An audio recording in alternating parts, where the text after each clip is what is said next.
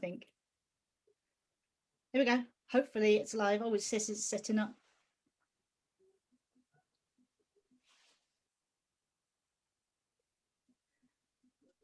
I never really know when to start talking.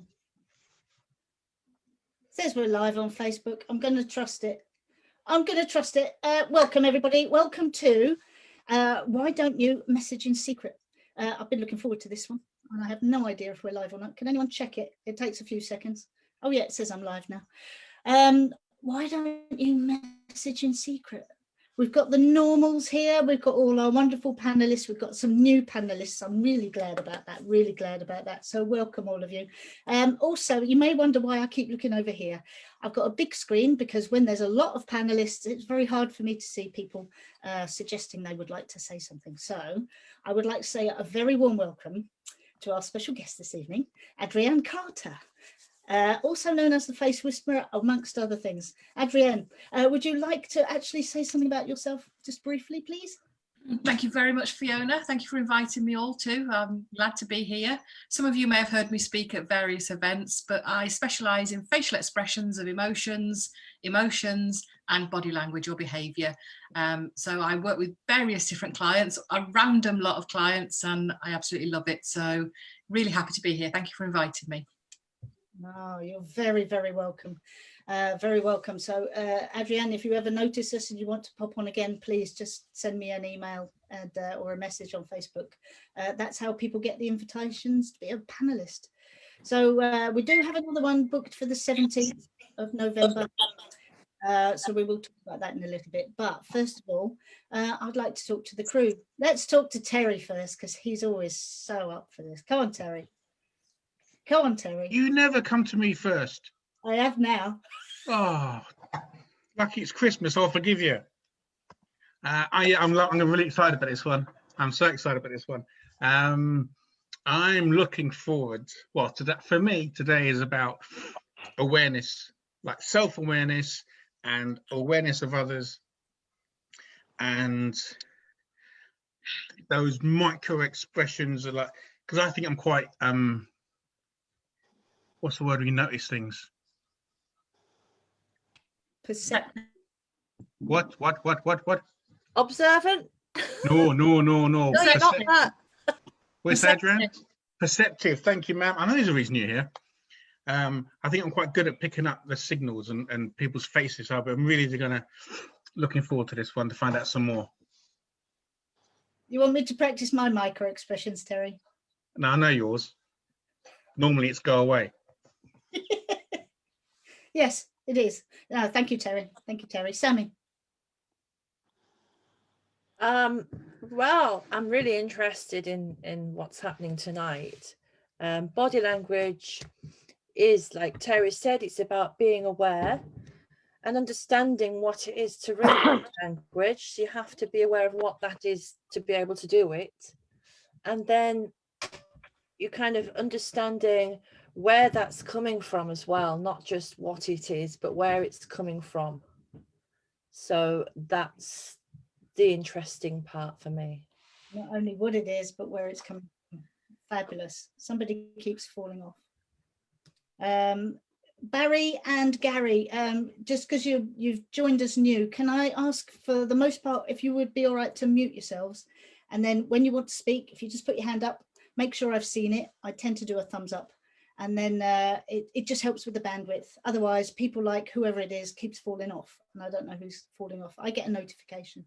Thank you, Sammy. I was listening, and I think it's really interesting what you said. I totally agree.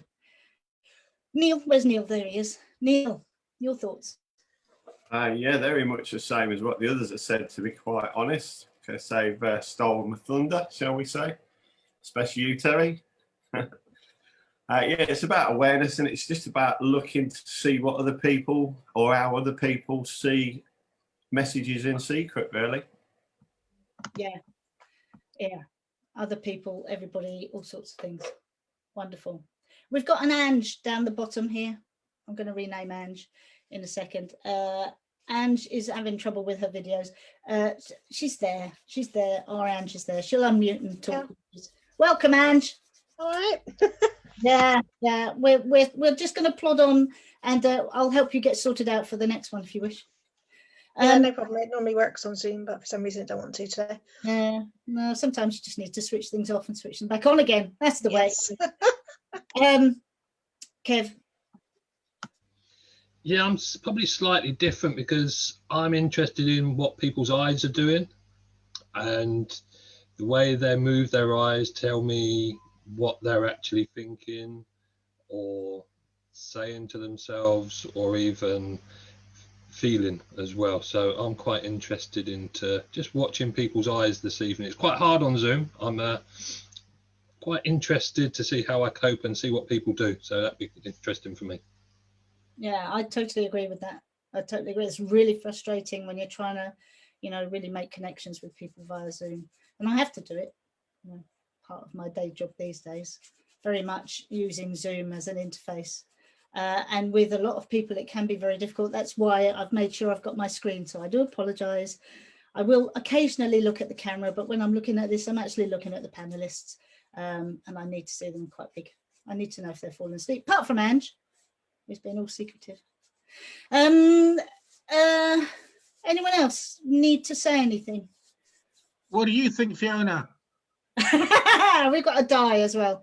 I'll come to Di. I think for me, one of the things is how do we actually tell ourselves things? So it's all about messaging in secret. Yes, it's all about body language and things, but I think there's also internal dialogues we have as driving instructors that will affect how we turn up and will affect an interaction with the person opposite us, because we go with our own, it's like an agenda. We actually present something and then get surprised when the other person reacts to that. Sometimes the message we give ourselves before we actually get there is important, but that's for you guys to discuss. Does that make sense? Can I have a thumbs up? Because it's really, thank you. Thank you, Adrienne. That makes a difference. Di, your thoughts, please. Yeah, I wasn't really sure what I was walking into this evening, I have to say. I thought it might be sort of private messaging on Facebook when you didn't want, or when you didn't want to say something rude to somebody on Facebook. But I'm very happy that it's not, because I think that would be a very short why don't you? So I'm really interested, of course, in body language, micro expressions, as Kev says, about the way people look, whether they look to the right or whether they look to the left, whether they're looking up or down, whether they're actually seeing what it is that they're looking for, or whether they're actually lying to you, So I think it'd be quite interesting. So I'm really glad I came, because I wasn't going to. Oh, Di. Oh, we're really glad you came. I really love seeing the new faces. I'm so glad we've got new faces. So exciting. So new ones for me to read as well. Thank you, Di. I agree. And we do like to keep it vague and keep it interesting, because then people come up with their own thoughts about what it should be about. And I hadn't thought about, why don't you message in secret, as in social media and all those things. So thanks for the input, Di. Steve. Yeah, like Dyer, I didn't actually really have a clue what I was coming to tonight, but I'm quite interested in this because obviously it's something that really does interest me anyway, but the whole, and I hate to use this phrase, face mask thing has cut off a lot of communication for us while we're driving, and especially if the person wears glasses as well, you almost feel like, I find myself at the moment, some of my students get out of the car, take their mask off, and I actually don't recognize them anymore because they've taken that away. I only recognize them with the mask on. So I'm quite sort of interested in the effect that that's having. Well, I like this. It's really bizarre. It's really bizarre what you can do with Zoom. I have no idea how to get it off quickly. Yeah, sorry, I should have done that. No, totally agree. The face mask thing is a massive issue. Yeah, thank you, Steve. So it's, we're going to be talking about ways have you found any ways to combat that yet, Steve? Oh, sorry, Teresa, I'll come to you. Adrienne. Brilliant. Teresa first. I was just wondering, Steve first. I was a bit like Di. I thought that it was something social media sort of esque, and I wasn't 100% sure whether I was completely in the right place until I sort of put two and two together. Yeah, I'm a bit selfish. I was thinking more on the slant of I'm quite visual and I'm quite expressive, and I know that my face says a lot. So even I try to say how it is, but it often comes across in my eyes and my mouth. And like Steve, the whole like mask thing, I find myself messing with it because it's like I'm obstructed from actually showing my own expression. And I know that usually my clients are facing the road, but when we're sat chatting, it's almost like there's a barrier there, and I want them to see what I think and what I'm putting across. It's not just about them, because I like to think like Terry that I can read people reasonably well, not perfectly, but you know, I'm quite interested in learning a bit more. But it's just the barrier that I put across, because I feel like it's a real visual thing for me to be able to express myself with my face. Yeah, absolutely. The glasses and sunglasses thing is also an issue. Got you, Gary, but you're after Steve and Adrienne, so got you, Gary. The glasses thing, I can remember being in the car with people, and whenever I spoke, when I had the sunglasses on, I would do that, even though the driver's driving, and they would say, "Why are you doing that? Why, you know, I'm not looking at you." I say, "Oh, I'll leave them down then." So I would talk, and then they'd go, "No, go back. I don't like it." So even sitting next to and just doing that, it seems to be something that people notice. So no, thanks for that, Teresa. Steve, I did want to just check with you if you've found solutions, but I'll come back to you. Adrienne. So I have created a PDF, what's behind the mask. So top half of the face, how to identify 6 of the universal facial expressions. So if anybody wants a copy of it, just drop me a message on Facebook or through whoever. Yeah. Can it be added? Is it okay to be added to the link? It's usually on so if we could add it to that would be yeah, wonderful. that's absolutely fine. Yeah. So we are losing a massive chunk of communication. I don't know about anybody else, but I also go deaf when I've got the mask on. I have to take the mask down to listen to what people are saying to me in shops. I have no idea why that is. I don't have a clue, but I completely go deaf. And I don't mean to insult anyone who is deaf, but I can't hear what people are saying to me, because I mean, in my line of work, I would be focused on the face, but we are losing a massive, massive chunk of communication. And I found with some people, they like it because if they've got high levels of anxiety, they're quite happy to hide behind the mask. My daughter's got high levels of anxiety. She loves going out with a mask on, makes her feel more confident. And I would bet some of your pupils might feel a little bit more comfortable sort of hidden behind the mask. But if you are perceptive about people and everyone's got masks on, we are losing so much information. Yeah. But we still can pick up some information from the top half of the face. So really happy to share that if anyone wants. Brilliant. I'm very interested, so I'll be messaging you. I want my own version. So many. One of my other professions is I'm actually a qualified lip speaker, which is literally lip speaking and saying exactly the same thing. But the strange thing is that so many people do lip read. Now I wonder about you then, Adrienne. Interesting. I think I must do, but I didn't never know I did do until masks came in. Yeah, absolutely. So totally agree. No, this is a really good point. Steve, did you want to come back with anything before I go to Gary?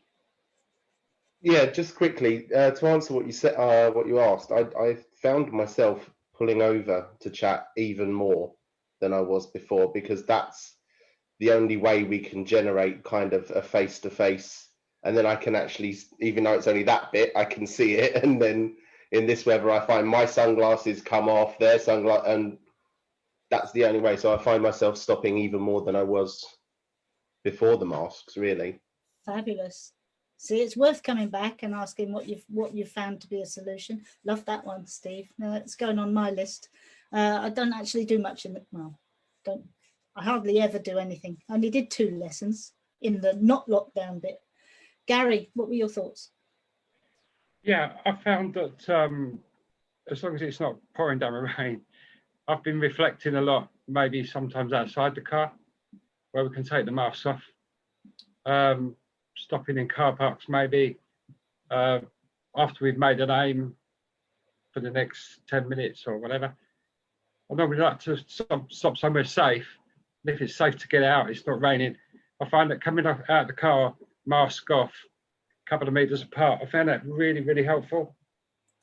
Because it's interesting what you're saying about we didn't realise how much we looked at people's lips moving as well as listening. It can be difficult to pick up somebody's expressions. So I found it much easier outside the car with masks off.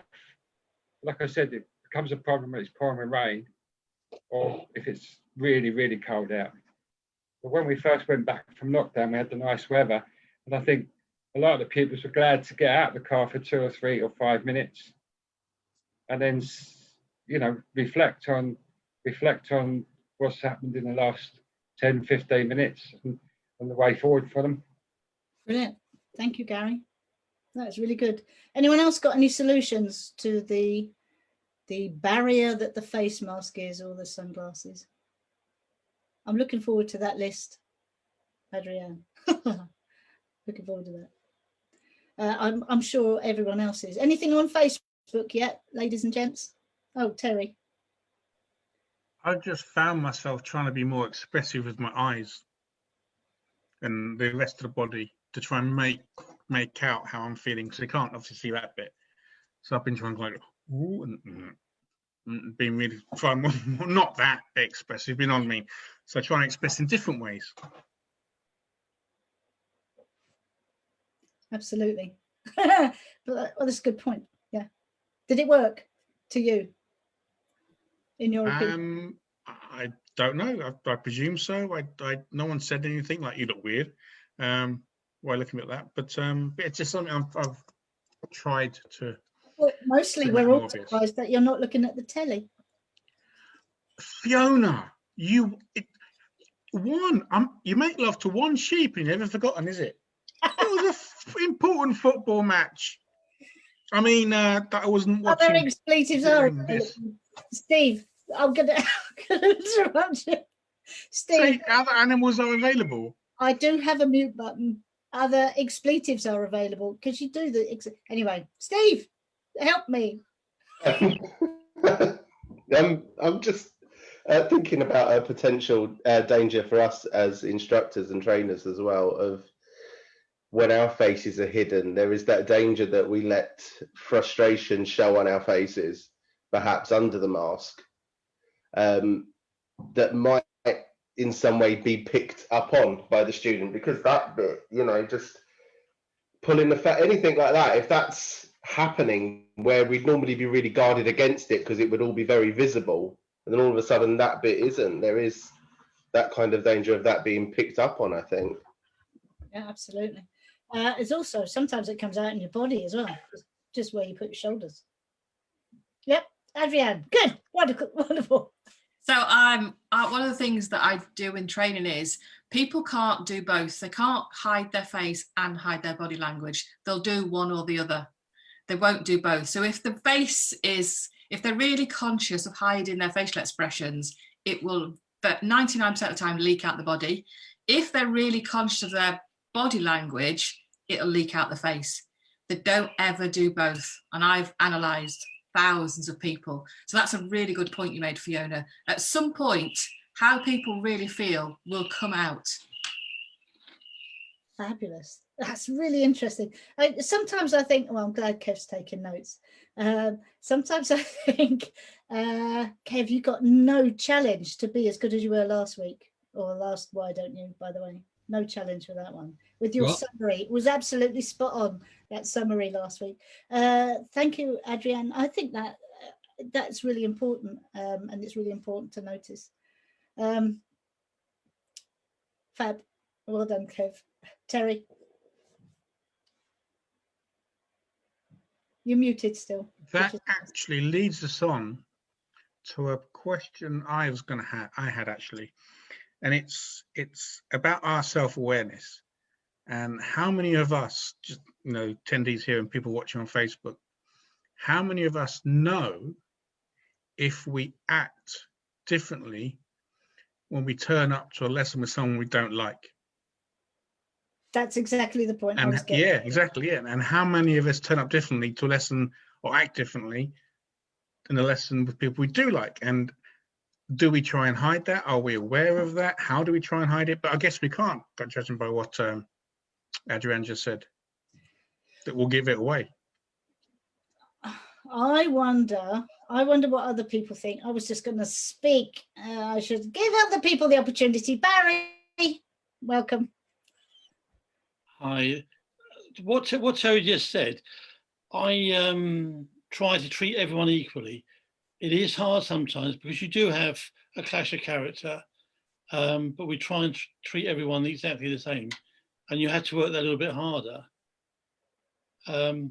Also, recently, we've gone for clear masks where you can see face on them. So you can see yourself. Oh, you're Hannibal Lecter. Which helps when you're teaching people hard of hearing, because they can lip read. Absolutely. Lip reading Hannibal Lecter. Yeah. Yeah. Oh, that's really true. I have a technique, and it's something I'm very conscious of, but I really, what do you guys do when you do have that pupil and you're worried about your body language? Because you can fake one of them. Could you change something else? I don't know. Well, I do know. I am thinking Ian's cracking up, so I cannot look at Ian now. I cannot look at Ian, otherwise I'll be going with him. When you notice that you have that pupil that you're not looking forward to, ask yourself why. Because you can't change it. You can't fake this and this. I've just found that out. I'm really interested in that. You can't fake this and this. Therefore, you have to not be faking any of it. Then it doesn't matter. Why is it that you're not comfortable with that person? Because usually what I found in my experience, when I approach somebody and I'm not looking forward to the session, it isn't their problem, it's mine. I'm missing something. Teresa. In my years of teaching, I had quite a few experiences like that. You've got 30 kids in your class and there's always one that pushes your buttons, and it's really difficult to not sort of show them that they wind you up, or that they sort of upset you, or that you're frustrated by them in any way. It is really hard to hide. And I've had a few experiences recently when it's one-to-one. I think it's worse because like you can always turn your back on somebody and face another way when you're in a classroom, but you can't do that when you're next to somebody or opposite someone. So it, like you said, it's always my problem. It's not usually them. It's just their personality just doesn't quite gel, or they've got a slightly different attitude towards something, or they don't listen or something like that. And then it's just turning it around and trying to take each lesson as a complete fresh and trying to give them the benefit of the doubt and see how long it takes for them to wind you up again. I've lost a couple like that because I've just basically, sort of left it, if that makes sense. But in terms of the facial side of things, what Adrienne just said about not being able to sort of leak from one area or another, I think my face will always give it away. So, but if I'm trying to like keep the face straight, then yeah, the tension is all in my body. And I don't know whether they can pick up which one people tend to pick up on more. For me, it tends to be, comes out more in my approach towards somebody. So I tend to be more instructor led if somebody winds me up. So, and the way that I speak to them, I think it's more obvious in that respect, but I'd be more interested in how my body and face are sort of leaking, if that makes sense. Yeah. I totally agree. I'm wondering who else wants to know what Adrienne's answer is. I know what my guess would be, and I can then say if I'm right or wrong. Adrienne, what would you say? Is it which one? It depends on the person. It really does depend. Some people are completely conscious of their body language. Some people are really conscious of their facial expressions. That there is no one size fits all. It's just individuals. And as regards somebody picking up on how you feel, it depends how perceptive they are. Some people are really perceptive. Oftentimes children that grow into adults who've had a really difficult life, they're really perceptive. because they never know where the next hit or blow or unkind word is coming for, so they're on the watch out for it. So kids that grow up in difficult circumstances normally, not always, grow up into adults, and they become very aware and very observant. So it just depends how observant the other person, you know, some people, we know them, they're really self-absorbed and have no idea what's going on with somebody else. I used to work with a sales chap, actually. He was a brilliant salesman, but only because he was so determined. He could never read a room. I'd come out thinking, oh my God. He didn't give a monkeys, because he was completely oblivious, which actually can be quite useful sometimes, to just plow on regardless. He got quite a lot of work from doing that. So it really does depend on how perceptive the other person is. But just going back to that point is, we've all got unconscious biases. What we can do to negate the effects of those unconscious biases is become aware of them. That oftentimes will negate some of the effects, because you become really conscious, like, I really don't like boys of 17 years of age, say, just because he reminds me of my son, how he used to be. He was really arrogant. It was a pain in the backside. And, you know, you might have to teach 17-year-old boys. So if you become aware that you've got this unconscious bias and bring it to your conscious, you can then negate some of the effect of that. Yeah, brilliant. Thank you, Ariane. I would have thought that people become conscious of the mismatch, where people are incongruent. Oh, look, I'm using a big word.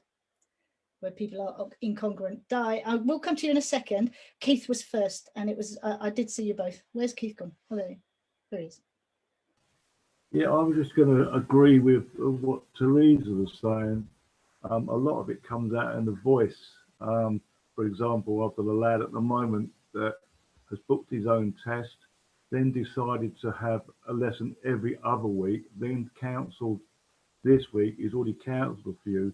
And you can find, I can hear myself, the steam starting to come out. I'm thinking, I've got to be calm, because it's, you know, it's very hard kind of thing. And yes, it does come out in the voice as much as the eyes, and I would imagine the body language as well. Absolutely. Absolutely. Thank you, Keith. Thank you. Di. Thanks, Fiona. Yeah, this has always been something that troubled me, you know, about, because it used to happen to me a lot when I was teaching. You look at your diary and you just see that one pupil that you go, oh God, why did I book him in twice this week? You know, so I think Fiona, actually, you're very correct, in as much as it's not necessarily them, it's us. Because we have already gone into that lesson with the attitude of, oh God, no, not him again. And I think it's a point of reframing. If we were to reframe ourselves before we went to that lesson and actually imagine that they were our best star pupil rather than our worst, I think that would help us to hide the body language of, oh God, no, not again, you know? So I think it's reframing really, is getting our heads into, this is our best pupil, not our worst. Yeah, totally agree. And if the reframing didn't work, what I have done in the past is spoken to them about it. I haven't said, look, I really hate your sessions. I haven't said it that badly, but I have actually had a conversation. You know, I get this feeling, something, Steve, I got you, Teresa's first though. I just get something, and I just initiate a conversation, which some people would say might be quite awkward, but I think it's better out than in, because I can't keep it in. Get it out there, and then even if it ends up, well, it just works. It just really works, because people are surprised by that. Teresa, please. Yeah, going from what Di said, I love that word reframing, and I don't use it enough in my head, but I probably do it in, like, I try to do it, but it's just like taking that lesson and going, right, what can I do to make this a good one?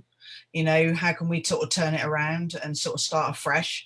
And I mean, sometimes it works and sometimes it doesn't. And I've done what you've done as well, Fiona. On one occasion, I asked a student sort of how she felt, you know, about the lesson and how she felt about our relationship. And she didn't hold back. And I asked her if she wanted to rebook. And actually, by the time she got back to a college car park, I said, like, so you're going to have a chat with mum and come back to me? And she, no, it's out in the open now. Let's rebook it. And so we ended up sort of going to the end and she passed, but I have had one go the other way and sort of I ditched him because I couldn't handle it anymore. I tried to do what Di said and reframe every lesson and give him a fresh start every lesson, and it just wasn't working for me. So I sort of became very busy when term started, so, which is sad because I like to tell them why, really subtly, but I couldn't on this occasion. I didn't think it was fair because it was probably more my problem than his. So. Well, you know, you've got the integrity. No, it's really nice. It was Steve, wasn't it? Thank you, Teresa. I do love a bit of honesty. Steve. Yeah, I think quite lucky in the respect that I'm only really consciously aware that I've had this situation with one pupil before. And my light bulb moment with what was going wrong there happened the day that I sat in a classroom and watched Kev walk in wearing a hoodie. That was when it happened for me, because I was suddenly very much aware of I was imposing my personality on him. He wasn't responding. That was annoying me. And then it was just very much, once I got that understanding, it was fine. I just stopped expecting him to behave the way I was expecting him to behave and just let him do it. You know, there was nothing wrong with his driving per se. It was just perhaps a clash of personalities. But do you know what? I don't have to get on with everybody. Not everybody gets on with me. It's, you know, but I'm quite lucky in the respect, I think, that I'm only consciously aware of that happening once, but I don't know whether, because I was conscious of it then, I've kind of made sure it hasn't happened since. So I'm not sure whether I've been lucky or I've actually worked on it. I don't know which one, to be honest. Yeah, no, I think it's really important. You know, probably doesn't happen very often with you, Steve, because you have that kind of integrity thing that people do respond to. You're very popular. You're a very popular person. Kev, do you want to explain what you were doing, running around in a hoodie? Being young, or attempting to be young, should I say. It doesn't happen very often for me. No, we were just trying to, it was about people's, what we immediately think of someone when we see someone dressed in a certain way or wearing certain clothes, or even sunglasses, baseball cap, and then we have this perception of people. And that's basically what we were doing on that little exercise. And, you know, what do they think of that person? Even though it was me, you know, that person, it changed people. Yeah, so, yeah. I totally agree. I'll come back to me with a question. I've got a question later. Oh, well, there seems to be a lull. Do you want the question now or later? Yeah, go on then. I just, you know, when I'm asking questions, and if I asked you a question now, what I tend to do is look at eye movements, and it's a bit like Darren Brown when he does all his stuff. He knows the people that he's going to choose, and the words that he uses gain a reaction from that person. And I just wondered if anyone else has had the similar situations that they use it in. I don't know if that's a clear question, but using the eye movements, that's what I'm going to, how do they use that? Anyone? Ask me a question, Kev. Okay, here we go. Going to use your eyes then. So, can you remember the last mouthful of food you had? Yes. And there I see what you did, because what you did with your eye movement, you moved them up to your left-hand side. Yeah. Because what you was doing is you was remembering, you were visually remembering that fork or spoon or plate of food. You was visually remembering it. So I know what you've done straight away. Bet you don't know what I ate. I saw it. Spring roll. Well, you didn't. I had stomach bread after that. It wasn't a duck roll, was it? No, it wasn't, because I'm a vegetarian, but I also had something nice. I had the proper stuff. Then I had the reward, which was a bit of stomach bread. Teresa. I was just going to say Kev went straight to the eyes to the left, but I actually spotted initially you were just sort of staring like, what's this question going to be? There was sort of a bit of a confusion / intrigue in there. And then when he actually said food, remember, you know, then your eyes went left. So there was sort of more there than just the obvious reaction. Absolutely. Do you want to know what it all was? First of all, is I'm looking at a little green light. Then it was, I wonder if Kev's going to talk about the coaching stuff that we've been talking about, where Kev's been doing some one-to-one coaching with me. And I'm also thinking, am I close enough to the screen? And I've got my glasses on. It was all those sort of things. So I was actually, and I can't even see Kev. So that it's all barriers, more barriers. So there were all sorts of things in there. Plus I feel a bit stupid. Adrienne. So I studied NLP. You're talking about NLP eye movements, Kev.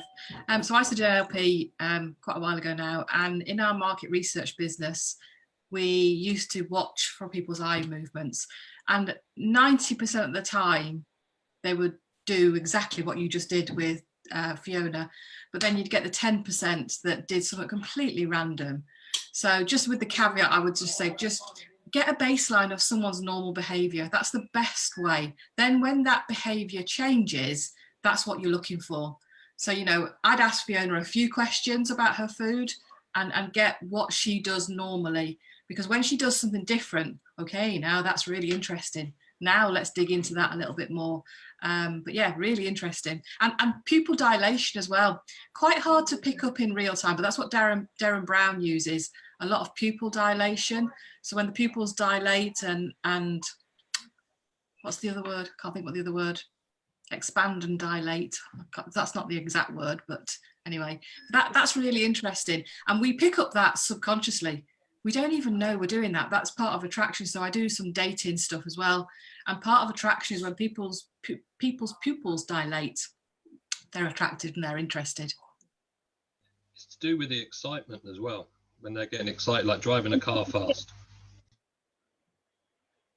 Yeah, I thought it meant that they were excited by talking to you, Kev. Clearly not. Should we let Terry talk, or shall I get Phil first? Terry, please.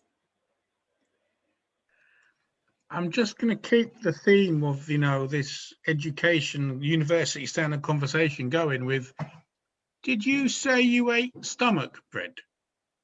Yes. I don't know what to ask. What stomach bread? Well, that's what the Swiss call it. I have no idea. It's a sort of, it's got spices in it. It's like a very stale bit of cake or biscuit puffed up. And it's called stomach bread. Yeah. That's lovely. Wow. Marketing at its best from... I'll bring it to the next Why Don't You? Please don't. Phil, what do you have to say? I was just going to say, when Adrienne was talking just now, you know, we were talking about the eyes, and I was watching Adrienne's eyes movements, and each time she was trying to think of what she was going to say next, her eyes were moving. And, you know, the head was moving a little bit as well. So, yeah, there is an awful lot you can pick up on from watching people sort of from there up, really. That's all I was going to say. Does it also, Adrienne, is it part of normal speech where when people want to carry on speaking, they look away, and then when they're ready for you to speak again, they actually look back? Is that a thing? It depends. Again, it's what's normal for a person. About normal eye contact levels in a normal conversation without any stressors is about 60% of the time you'll hold eye contact easily and comfortably. But again, when someone starts to feel stressed or nervous or anxiety or whatever other emotion they're feeling, that's when it all changes. And interestingly, Phil, I was being really careful what I said. So that's what you picked up on. I was being really careful what I said, because I have lots of different thoughts on NLP eye movement. So I was being really careful and choosing my words. So you picked that up really well. Well done, Uncle Phil. Die. I just want to know if I was right in thinking that visual people tend to look away more because they're actually looking at the picture, or if they're trying to remember something, they tend to see it before they speak about it. I have no idea on that. I'm not up to date with NLP stuff at all. It's Kev, you might know. You might be a bit more better to answer that one than me. I think there is a certain amount with that, Di, especially if they're going back into the past, they will definitely pause. You'll see the eye movements, and then they'll explain what they're seeing. If it hasn't happened yet and they're visualizing in the future, what tends to happen is, again, they'll just pause, and then the eye movement will be slightly different, but they tend to then go instead to the left, it would be to their right, and they construct what they can see in the future. But again, then it just comes back to you normally. I've got, I'm sorry, I'm talking too much. Di, just in relation to what you were talking about, I did a cartoon. I did a silly, I think I did a Facebook article about it. My dad, to concentrate on the phone, takes his glasses off. And I'm sure it's so that the actual visual input is lessened. So he's actually getting rid of some of the distraction so he can concentrate. Oh, I've done it again, he says. I've taken my glasses off so I can hear you better. There you go. And now I'm like him. Thank you, Di. No hands up. Right, Kev, your turn again. Linda, you haven't spoken for ages. You must have loads on this. Oh, lovely, Linda. We've missed you. Missed loads of people. Oh, Sammy, go. Fiona, somebody wants to know, I think it was Steph, where, who was it that had the mask? I can't remember who had the clear mask. Barry, was it? That was Barry. Yeah. She wants to know where you got the masks from, Barry. Don't tell her, Barry, because we all want one first.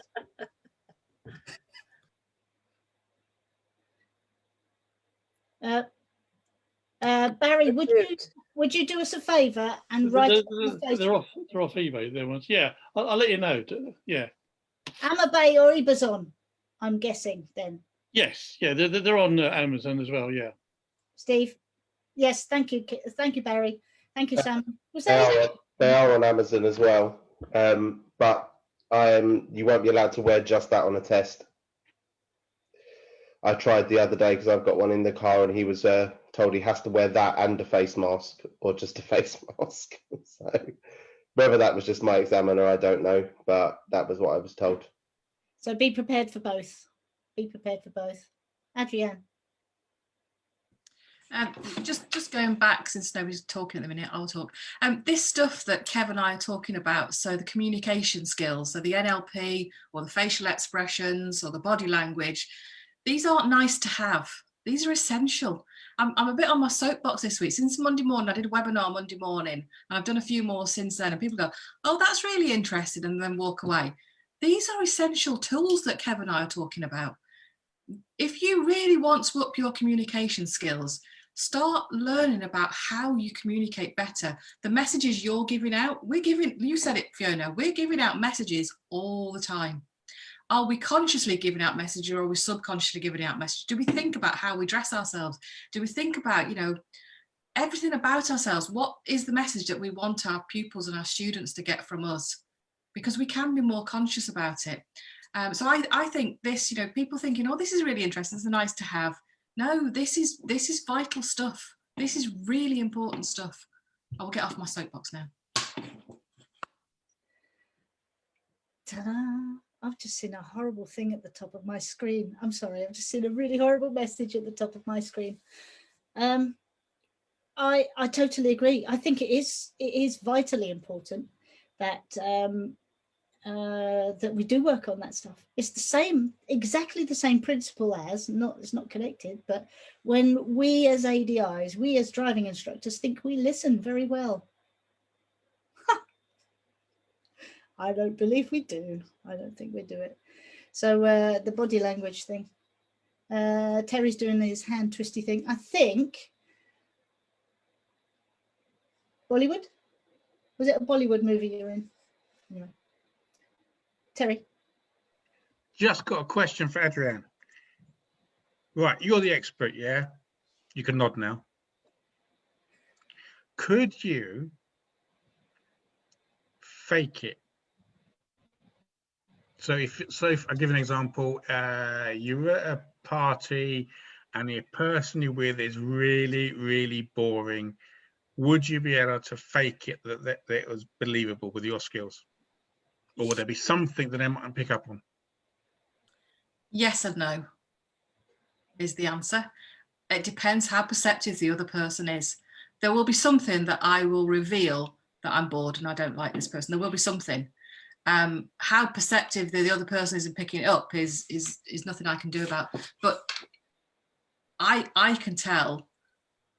I've been doing it for a long time. But the best way to tell, it's really hard to do what I do in real time. The best way to do it is by video interviews, watching videos back 15 frames per second, because that way you capture everything that's going on.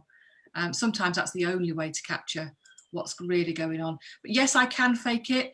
I very, very rarely do fake anyway, or try to fake how I feel, consciously anyway, because I want people to engage with me. I'm all about, people buy me and I want to come across as authentic. So people have asked me to train them to fake it. And I've always said no, because you'll always give something away. I can't train you to never give something away, because you will. And when I train public speakers, I always say to them, tell the audience how you feel. If you feel really nervous at the start of a presentation, tell the audience, because you can relax, they can relax, and everyone can just get on with it. Whereas if you don't tell them and you try to fake the fact that you're really confident by hand movements or facial expressions or the way you stand, it'll leak somehow. They'll pick up on it, and they might not realize that you're anxious. They'll pick up on something. They might think you're being deceitful, and it's not. It's just that you're really scared. You're really nervous. So I'm not a big believer in faking it till you make it. I'm a believer in being genuine. And if you feel a certain way, if you feel angry, you know, going to a lesson and you're feeling angry from the one before, tell the student, because what happens in your brain then is your brain then relax. They relax because they're not thinking he's really cross with me, he hates me. And everyone can just relax and move on. Yes, Terry, do you want to ask another question? And that's why you get good and bad actors, I guess. Absolutely, totally that. The world-class actors, because we totally believe them. My friend's in amateur dramatics and I go along and support her, but they're so wooden. It's just because it's not, they can't put it across as well as the world-class actors. The world-class actors actually are taught these communication skills. It's what takes them to the top of their game. Friends, the Friends series, one of the reasons why when they've analysed now why it was so successful is because they portrayed the emotions and the audience didn't have to do an awful lot of thinking. It was automatic. They completely picked up on the nuances of emotion that the actor was portraying, and that's why it was so good. Brilliant. Well, there you go. This is very interesting. Kev, have you got a thing? Thank you, Adrian. What? Look, Sammy's got dinner. Is it veggie? Hi, Mike. It's not oh, I want some. Kev, have you got a question? Has anyone? Oh, sorry, Teresa. Sorry. Do I look like Kev? No. I'm sorry. I was actually going to refer to Kev, but I remember the hoodie thing.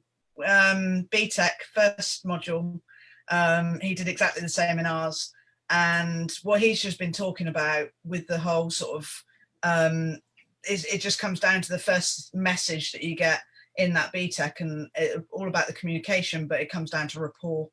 And if you're not honest with, like Adrienne said, tell them how you're feeling, because if you're not honest with them, then it's going to, like she said before, it's going to leak.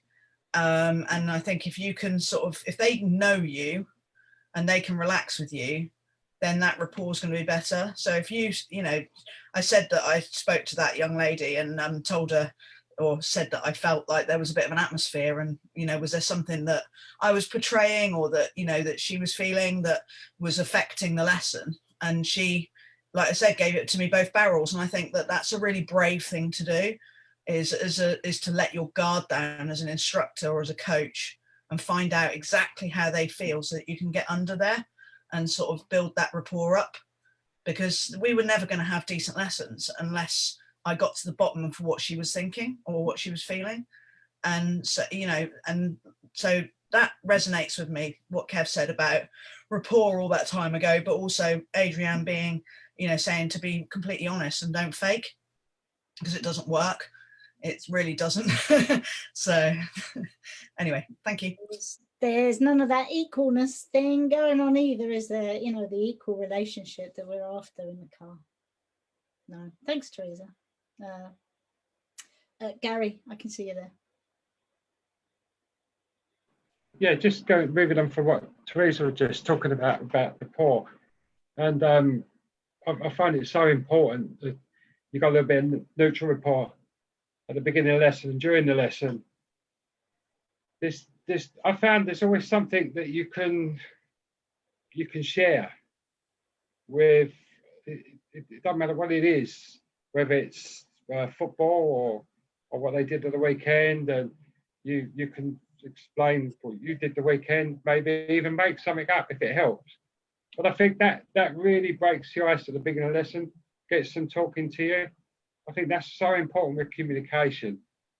The problem is, I've had a couple of pupils in the past that once you start talking to them, you can't shut them up. And they're quite glad they sit there for 10 minutes and talk about their weekend.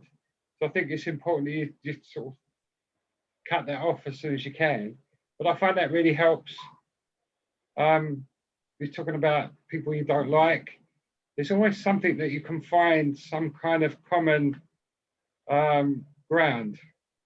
And I think that really helps too, because you can always start talking about that if things are not going so well with the communication with the driving aspect. Yeah, thank you, Gary. This is Gary J, by the way. Oh, hi. Gary J, and the other Gary is Gary F. And I should have thought about that when I was naming you on the sorry. So there's nothing on Facebook. There is no one saying anything on Facebook, or haven't you guys been checking? Oh, Ian, I was going to say, surely you've been on it. Okay. I can't say too much. Ian, no. Don't repeat it. Exactly. So, unfortunately, it's unrepeatable. All right. Oh, okay then. Oh. Can anyone detect the discomfort in my face? No, it's just there was no micro expression there. It was quite a big one. Almost had a whole chin wobble. It's not about you, Fiona. You're okay. Can I get you guys to think again about what the subject was? It was why don't you message in secret? And it's the why don't you. Usually we do it in the negative, but can you think of ways that you can use a positive intentionally then? Sending, why don't you message in secret? But instead of, because what we tend to do, as always, in driver training, we tend to focus on the negatives. I invite you guys now. There's the challenge. Tell me how you're going to message in secret in a positive way. Come on, Kev. I think you just did it, did you? I just did it, didn't I? I think you did. I love that. Anyone else got anything? Lovely, Linda. Come on. I'd say use your intuition. So just go with what you're feeling. You know, if you're feeling if you're not feeling it from your student, then you've just got to carry on with trying different ways of getting on with them. Just go with your intuition. Yeah. I'm not making it very clear, I know. Well, I know what I mean. I know what I yeah. No, I kind of know what you mean. I think I do kind of know what you mean. Anyone else got anything? How can you give messages in secret? I don't have anything. I don't have an agenda with this. I just wondered if you guys have thought of anything. Oh, Teresa, good. It's very difficult to scan. Smile whenever you can. I think that's what Kev did, but I was looking the other way at the time, so I just saw a grimace going the other way. So it might have been a smile. You know, that sort of showing your interest and being wide-eyed, you know, sort of when they're saying something or showing something that's positive, so that you're giving a positive response and not just, like you said, focusing on negatives. It's really easy to be half full, half empty rather, and not be half full. But and showing relax as well. That's the other thing. I know that we're talking about facial expressions and stuff, but sometimes I'll turn around to my students and at the end of a lesson, especially if they're almost test ready, and I'll say, have you noticed something about the way I've been acting and my body language today? And they sort of sit there and think for a minute, and then they'll go, your feet aren't anywhere near those pedals and you seem to be really relaxed. I say, yeah, where was my arm? Out the window. Right. What does that tell you about your driving? What does that tell you about the way that you're conducting yourself? And they said that you trust me, that, you know, you've got faith in me. So there we go then. And sometimes that's a really good message to give. So I'm using my body language to show them that I'm comfortable. And then unfortunately on the negative, it does happen the other way. So the gripping. I think it's when you have to remove your fingertips from the dashboard. Yeah. No way. Yeah. No, thanks, Teresa, and well done. That's a lovely version. That's exactly what I was after. Thank you. Di, and then Phil. Yeah, I think it's about taking a genuine interest in your pupils, staying on their agenda as to what they want, being non-judgmental, smiling and nodding and active listening and all of those skills that we all have, yeah? But it's taking a genuine interest in them. It's not about us, it's all about them. You know, they don't want to hear our antidotes and all the rest of it. They just want to be heard. Yeah, totally agree. Yeah, thank you, Di. Really important. Phil, hopefully Di stole your thunder. She certainly did. Absolutely. Interest. And Teresa stole the rest of it. Relax. So I can shut up now. No, Phil, please, just. Yeah, no, I reiterate. think, absolutely showing the interest with your body language, with the way you react to your pupil, and sitting back and relaxing, even in the toughest of situations, is just trying to sit back and appear very calm. Or even, you know, it's the duck thing, isn't it? You're very calm on the surface, but your feet might be paddling like hell underneath. So if you can give that relaxed feeling to a pupil, it does help them relax. So yeah, there we go. Brilliant. Thank you, Phil. Totally agree. Steve, and then Adrienne, I would like to know what you think about that, and then I have one more question for you after that as well. So Steve first. Yeah, thanks. I just like Phil said, it just reminds me of a photo that popped up on Facebook a few months ago, and it was basically about 5 people sitting on a roller coaster or a log flume, and the 3 people at the back all had their arms up, mouths open, screaming really loud. The one person at the front was just completely deadpan, and it was just captioned, "Spot the driving instructor." And it's just something that feels, and I think it's those kind of lines, isn't it? I mean, I always say quite jokingly, look, when they are scared about something, that, you know, you don't have to worry until I'm worrying. If I'm not worrying, you've got nothing to worry about. Until then, it's not a problem. There are no mistakes that you can make that we can't get out of. And I think that sort of setting your stall out straight away, explaining these things right away, yeah, it just levels it off, I think. And that's in itself, you know, along with your body language, their body language, telling them what you don't expect from them as much as what you expect from them, I think really kind of levels it off nice and early and makes a big difference, I think. Absolutely. Thanks, Steve. Yeah, spot on.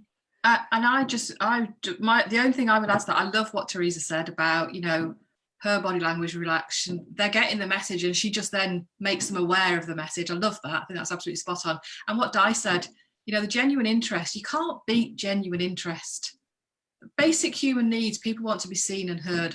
And if someone's genuinely interested, people pick up on that genuineness. And I just think that those two top tips are nothing to top either of those two. Fabulous. Fabulous. Because Kev's going to give us a recap in a minute.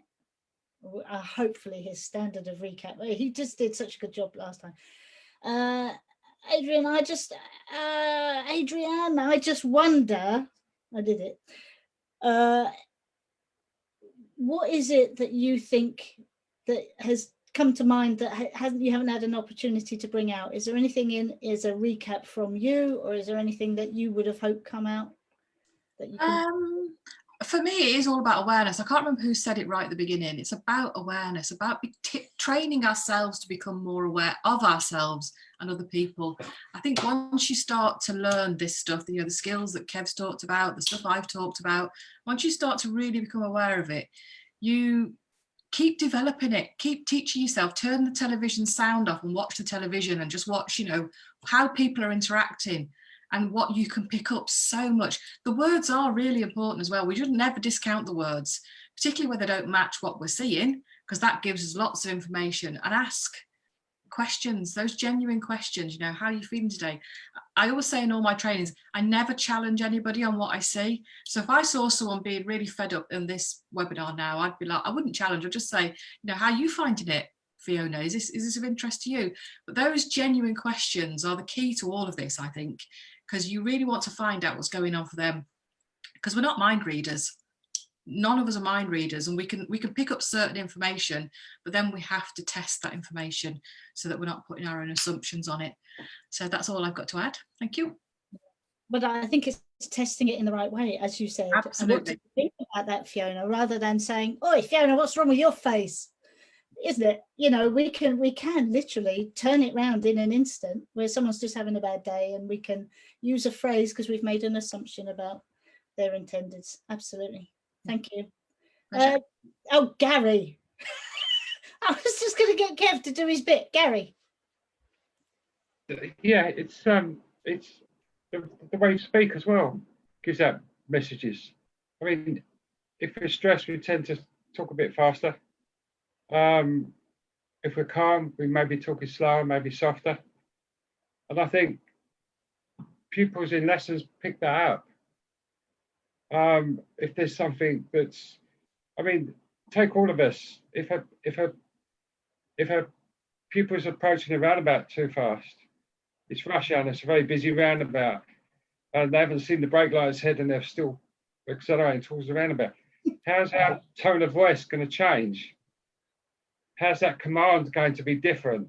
Are we going to be calmer, or are we going to be more, is the panic going to be in our voice? How does the pupil pick that up? I've often been said that a lot of my pupils say, "You're so calm." I said, well, if you're driving towards a lorry at 40 miles an hour, you'll probably see a change in me. And that's normally a laugh. But yeah, I think it's the tone and speed of your voice can give away your feelings. Yeah. I don't even say anything in those moments, Gary. I tend to start off with the calmer version of,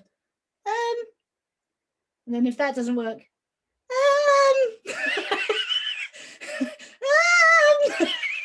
so that, yeah, Teresa. I think on the back of what Gary's just said, something that's just come to me. Obviously, this is a twofold conversation, isn't it? It's what they read from us and what we read from them. And if we don't, they're not going to be paying attention to our, well, they might see in peripheral our body language. They're not really going to be able to read our faces completely. Because they should be looking at the road, hopefully, and concentrating on what's around them in that respect. So it is very much going to be coming from voice, but from us to them, we need to be able to read as much as we can from them to get as much information. And like Adrienne just said about body, like not making assumptions as to what the body language is showing. And one of the things I've said to mine at the very beginning, when we're sort of building the whole rapport, risk management sort of conversation, and I'll say, look, you know, obviously I've got pedals, but I can steer, I can change gear, I can do anything we need to keep safe, and I can be your eyes, you know, anything you need. But obviously, and I can read you a little bit. You're going to give off little signals, you might squeak, you know, but I could do with your help because I'm not a mind reader. So if you've got something going on there, you know, don't be afraid to say it, even if it's a scream, you know. And so obviously getting them to sort of vocalize their feelings, so you're not just relying on one stimulus. But then obviously when you're having a conversation one-to-one and at the side of the road, you can delve into that a bit deeper. So you might see their eyes roll, or you might see them look to one side when you ask them something. And then you can sort of grab hold of that and sort of say, so, you know, ask those open questions and what have you that we've been trained to do, so that you can delve into those signals. So use the clues is one of my favorite phrases in the car, along every sort of aspect. Use the clues, and I need to use the clues as well. So Absolutely. there we go. Yeah, no, wonderful. And respond to them. It's all about the kind of contracting, isn't it? It's a sort of contracting, as in managing the risk. It's kind of contracting. Kev, I was thinking of the recap because we're running over. I don't think anyone's minded. I think this has been quite a useful one. Kev. Oh, and just before you start, I'd like to apologise to anyone of our attendees. I'm sorry. Apparently, I needed to click another button. That's a Zoom update I hadn't noticed. So I do apologise. The attendees couldn't get in today. And that was I've just seen a message at the top of the screen that was over halfway through before I saw that. So I do apologise. I'm sorry. Won't happen again. Kev. At least we know for next time, Fiona. It's always good. So today was mentioned body language, eye movements, communications, people wearing masks and the barriers that creates us now. We're tending to be using micro expressions a lot now, so people's eyebrows and things are moving all the time, so using that a lot. And the instructor wearing the mask can be picked up by the student as well. So it's like it was just mentioned a little while ago about a two-way communication in the car as well now. So the student will pick up our communication that we're giving them as well as they're giving us as well. And either body language or facial expressions, and you can't hide one or the other. I think that was quite important there. And how do we turn up for lessons? Do we turn up for lessons really well with the people we like, or the people we don't like, do we turn up differently? So again, you know, think about that from your point of view of turning up for lessons. The unconscious bias, be aware of them and bring it to your conscious mind. And with difficult students, it could be us that are the problem. So you could reframe us, you know, reframe you. If you are feeling down, change that state. Eye movements, but gauge your students first. You'll know what your students are doing if you're looking at eye movements. But also tend to notice normally that people's eyes dilate, probably normally when it's experiencing something, should we say. And all these things that we're doing, we do them naturally. But there are essential communication tools that we should be using, and the way we communicate is really important. And one way we can do that is video ourselves or video conversations and then replay them, and notice what you notice. And communication, rapport, are we being congruent with what we're saying and what we're actually, the body language, being open, honest, with that equal relationship, using our intuition, relaxing, and just being interested in our students on their agenda.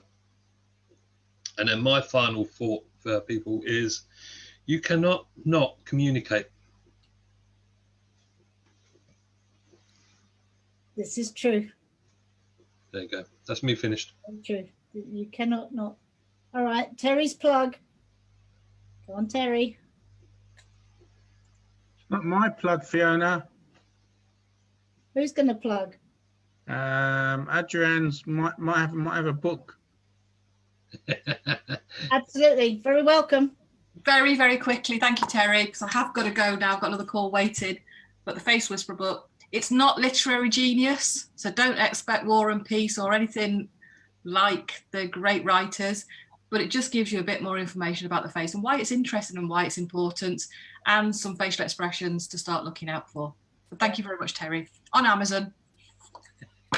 Thank you very much. On Amazon. We might even put the link in the thread. Thank you, Adrienne, if you have to go.